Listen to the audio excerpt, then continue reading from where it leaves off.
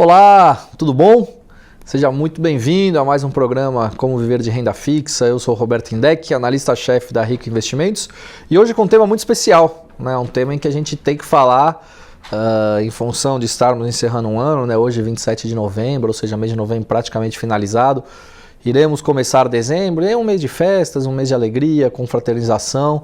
E aí a gente já começa janeiro de 2019, mais uma mudança de ano, novos planejamentos, novas ideias. Então a ideia hoje é que a gente traga os melhores investimentos em renda fixa para 2019. Só que antes da gente colocar todos os investimentos que a gente acredita que serão os melhores, a gente tem que fazer um passo a passo, né? De onde nós viemos, onde nós estamos e para onde nós vamos, né? Então, de onde nós viemos, a gente vê um cenário brasileiro em que nós tivemos aí eleição de Jair Bolsonaro, já vem se configurando o novo ministério, os novos cargos econômicos, bancos públicos, as empresas estatais, Banco Central já com os cargos definidos, uma equipe econômica com um nome bastante qualificado, há expectativas muito grandes em relação a isso, mas claro, é aquilo que a gente vem falando há meses e meses, né? Isso tudo vai passar, esse otimismo todo em relação à perspectiva para a economia do país vai passar necessariamente pela reforma da Previdência. Esse que é a grande chave, a grande questão que deve pautar aí os próximos meses. Vale considerarmos que em janeiro assume Jair Bolsonaro, dia 1º, mas o Congresso Nacional só volta a trabalhar em fevereiro, né? E por que eu estou falando isso?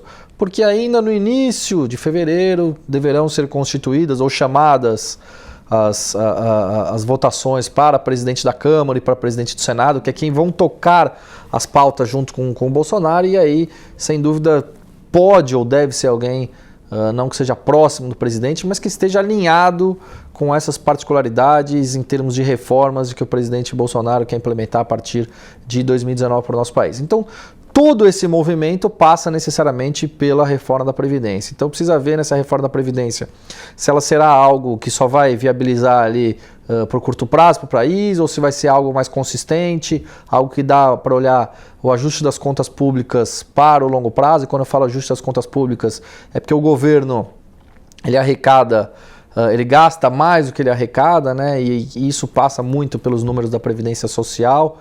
Então é importante que se faça um trabalho em cima disso, mas isso a gente já vem falando há meses, né?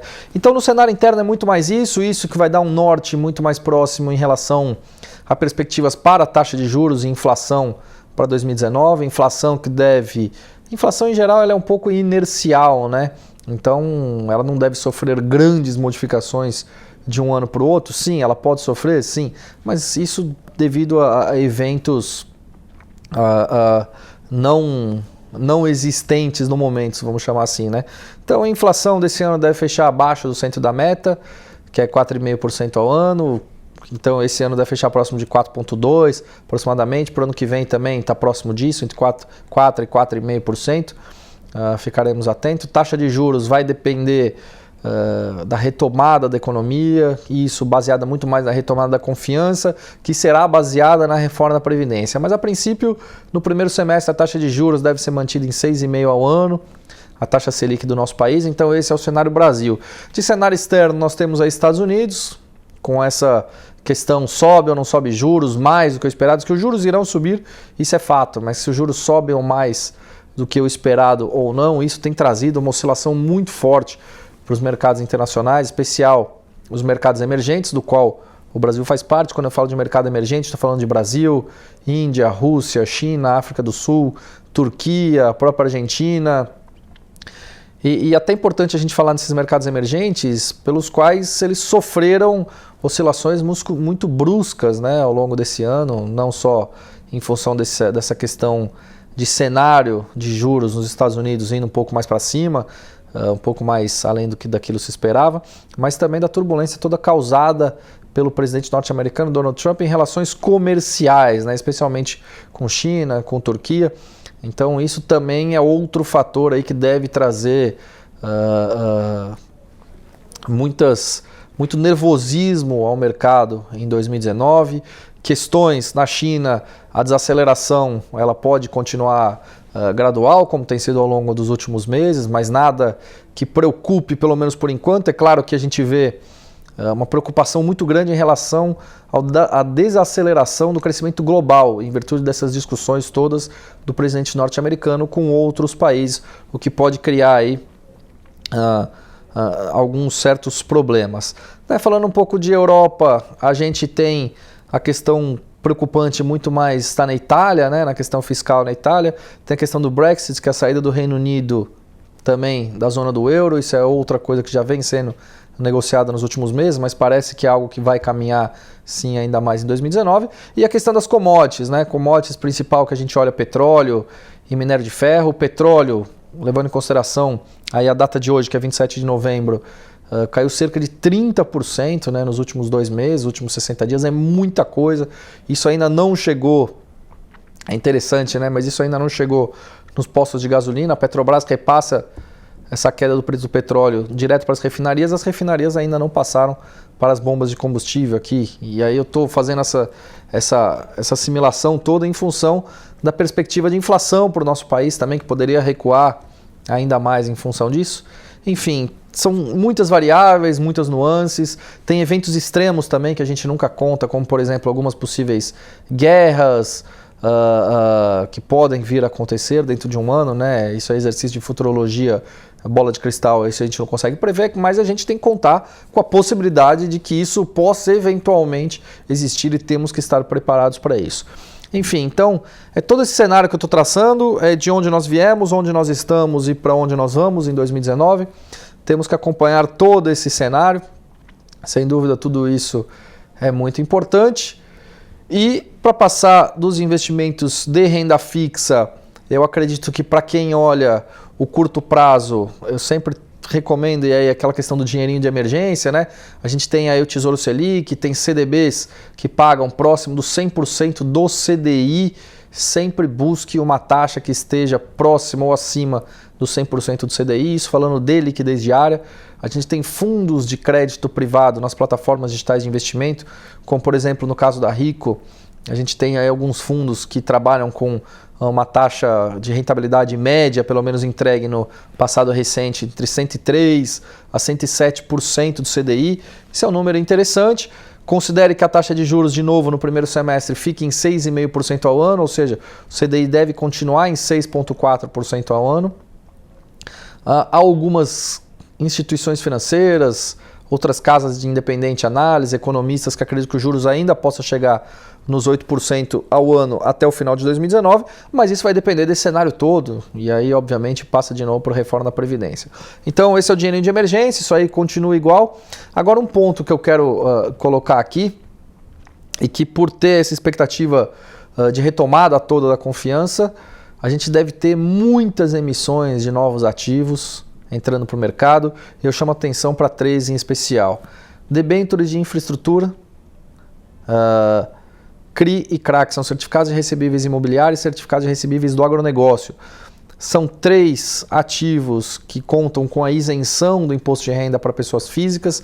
Então, por exemplo, eu acredito que se der para ganhar algo entre 5% a 6%, ganho real de 5% a 6% no ano, ainda contando com a isenção do imposto de renda, será algo muito positivo. Então fiquem de olho nessas debêntures de infraestrutura que devem pagar inflação mais esse ganho real, que é de 5% a 6% ao ano isento de imposto de renda, e CRI e CRA que sejam próximos de 100% do CDI, também pela questão de contar com a isenção do imposto de renda. De novo, eu acho que a gente pode ser inclusive inundado por uma série de ativos. A gente já vê muitas empresas anunciando novos investimentos no país, e para anunciar novos investimentos também muitas vezes essas empresas elas precisam acessar o mercado, acessar os investidores, captar dinheiro novo. Então isso é que eu quero chamar atenção, muito mais para essas novas emissões. Eu acho que podem ser ativos muito especiais para a gente participar em 2019. Então, na minha visão, esses são os melhores investimentos em renda fixa. Mas de novo, para quem olha o dinheiro de emergência é um ponto diferente desses, que esses são ativos muito mais de médio a longo prazo, e também vou continuar recomendando aí fundos de crédito privado, até porque crédito privado, necessariamente os fundos vão precisar também participar desse mercado aí de crédito privado, né, são os CRIs, CRAs, as debêntures de infraestrutura também, entre outros ativos, então os fundos podem continuar tendo uma boa performance. Tem fundos que têm apresentado aí 115%, 120% do CDI, que é um número interessante para quem olha médio, longo prazo. E também, por último, o que eu tenho visualizado nesses últimos meses, alguns CDBs ou LCs, que são letras de câmbio emitidas por financeiras, pagando próximo ou acima de 120% do CDI por um prazo de 1 a 2 anos. Esse também é um número muito interessante. Considere então que o CDI ela está aí em 6,4%. Se a gente for ver 6,4%, fazer 120% disso dá 7,7%. Né? Então, são ativos interessantes. Procure essas LCs ou CDBs que pagam acima de 120% do CDI para o prazo de 1 ano ou 2 anos, que também é um número muito bom. Investimentos em pré-fixado, nesse momento, não visualizo coisas muito significativas. Né? A gente falou de cerca de 2 meses atrás, praticamente em alguns investimentos pré-fixados acima de 2 dígitos, mas com essa perspectiva de que a taxa de juros se mantém em 6,5% ao ano com a eleição de Bolsonaro e com essa montagem dessa equipe econômica, vamos ficar muito atento a isso. Outro ponto que também pode trazer uma mexida aí nesse mercado como um todo é a questão do câmbio em função desse cenário externo, mais cenário interno, a reforma da Previdência vai ou não vai, cenário político, como será essa transição política dentro desse novo governo, um governo que a princípio parece ser bastante diferente daquilo que a gente tem visto. E aí vou colocar desde a eleição do ex-presidente Lula, né, começou em janeiro de 2003, que não se dará pela política do toma lá da cá, vamos aguardar para ver se isso de fato vai se concretizar. Enfim, é muita coisa em aberto. Né? A gente falando aqui praticamente na entrada de dezembro, muita coisa em aberto. Falamos de todos os ativos dos quais a gente acredita que serão os melhores em renda fixa para 2019 e de todo um cenário que você está se desenhando. Vamos acompanhar nos próximos meses então, para ver se vai se configurar. Ok? Então é isso. Queria desejar um grande abraço a todos e até o próximo programa. Tchau, tchau.